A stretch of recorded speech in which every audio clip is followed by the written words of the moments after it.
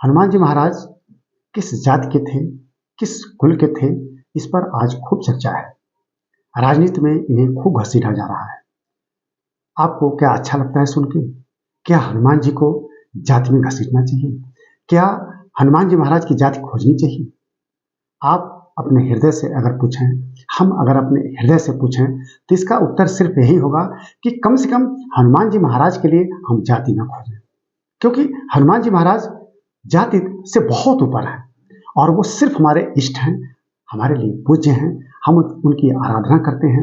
हम उनकी आराधना करते हैं तो मानो हम प्रभु श्री राम की आराधना कर ले रहे हैं, भगवान भोलेनाथ की आराधना कर ले रहे हैं, सारे देवताओं की आराधना कर ले रहे हैं। आप पूछेंगे क्यों?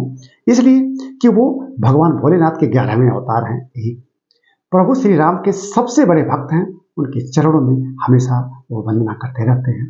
दो, तीसरा कि सारे देवता उनको अपने अपने स्तर से अजर अमर होने का, शक्तिशाली होने का वरदान दिए हैं। तो इसलिए हनुमान जी महाराज की आराधना करने से, उन्हें मनाने से, उनकी पूजा करने से वो हमें मिल जाते हैं। हनुमान जी महाराज की कृपा जिसके ऊपर हो गई तो समझ लीजिए सारे देवताओं की कृपा हो गई और वह व्यक्ति अजर अमर से कम नहीं होता। सारी सिद्धियां मिलती हैं, नवनिधियां मिलती हैं। तो हमारे लिए प्रभु हनुमान जी महाराज इष्ट हैं, सिर्फ वो हमारे लिए आराध्य हैं। वो जाति से बहुत ऊपर है। नमस्कार, मैं एम के पांडे, हमारी धारा पर आपका स्वागत है।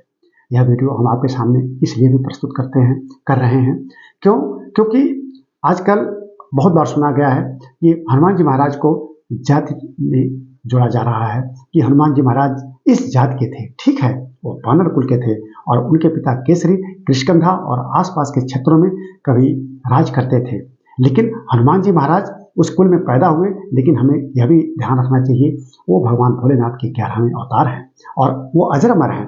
माता सीता ने उन्हें अजर अमर होने का वरदान दिया था।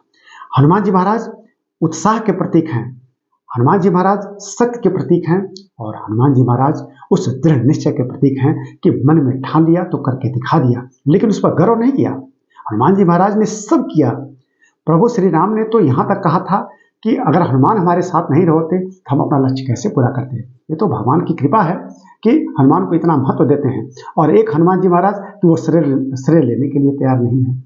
जब श्रीलंका में माता सीता की खोज में गए, माता सीता जी मिली और माता सीता ने उन्हें सब आशीर्वाद दे दिया, तो उन्होंने कहा भी कि माता, अगर प्रभु का आदेश रहता तो मैं आपको यहाँ से लेके चलता, लेकिन प्रभु का आदेश नहीं है और वो खुद आएंगे और इस राक्षसी कुल का नाश करेंगे और आपको पूरे मर्यादा और पूरे शक्ति के प्रदर्शन के बाद ले जाएंगे, तो वो ज्यादा अच्छा रहेगा। तो फिर भी लंका जला डाले, लेकिन श्रेय लेने के लिए तैयार नहीं है। अपने को दास कहते हैं प्रभु श्री राम का और इतने बड़े भक्त हैं कि हम उन्हें एक तरफ भक्त कहते हैं और दूसरी तरफ हम उन्हें अपना स्वामी कहते हैं। तो निश्चित रूप से वो हमारे स्वामी हैं, हमारे रक्षक हैं। हम उनकी कृपा पा जाएं तो हमारा जीवन धन्य हो जाएगा। तो हमें तो उनकी हमेशा पूजा करनी चाहिए और यह भी हमें गर्व होना चाहिए। हमारी सनातनी व्यवस्था में वो इतनी बड़ी शक्ति के प्रतीक हैं कि हनुमान चालीसा संसार के कोने कोने में गाई जाती है और इससे बड़ी आराधना, हनुमान चालीसा से बड़ी आराधना संसार में कोई नहीं है। जितना अधिक गायन इसका होता है आज भी, उतना संसार में किसी और भक्ति माला का गायन नहीं होता है। तो हनुमान चालीसा सबसे प्रसिद्ध गायन है। तो हनुमान जी महाराज के लिए हमें जाति शब्द नहीं प्रयोग में लाना चाहिए। हनुमान जी महाराज इस शब्द से बहुत ऊपर हैं। वो सिर्फ हमारे इष्ट हैं, वो देव हैं और वो अजर अमर देव हैं और वही सीधे हमारे इस समय रक्षक हैं। और आप उन्हें एक बार मनाइए, घर में स्थापित कीजिए, आपके घर में उपस्थित रहेंगे। और विश्वास करने वाली बात है कि ऐसा है, ऐसा होता भी है। अगर हम विश्वास करते हैं तो मिलेंगे और हमें मनचाहा वरदान भी देंगे। और हनुमान चालीसा में गोस्वामी तुलसीदास ने लिखा भी तो है, अष्ट सिद्धि नवनीत के दाता। तो जब लिखा है तो वो तजुर्बे के साथ उन्होंने लिखा होगा और वैसा उन्हें आत्मज्ञान हुआ होगा, तभी लिखा है उन्होंने।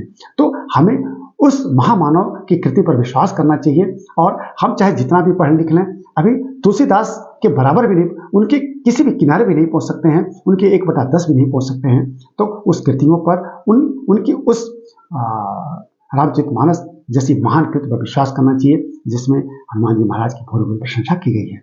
तो मुझे विश्वास है कि आपको यह वीडियो जरूर पसंद आया होगा। अगर पसंद आया होगा तो इसे लाइक और शेयर कीजिएगा। हमारे चैनल को अगर आपने नहीं सब्सक्राइब किया है तो प्लीज़ कर लीजिएगा, क्योंकि हमारे चैनल पे इस तरह की बहुत सारी जानकारियाँ पहले से उपलब्ध हैं, हमेशा दी जाती रही हैं। तो हम इस वीडियो को यहीं बंद करते हैं। धन्यवाद।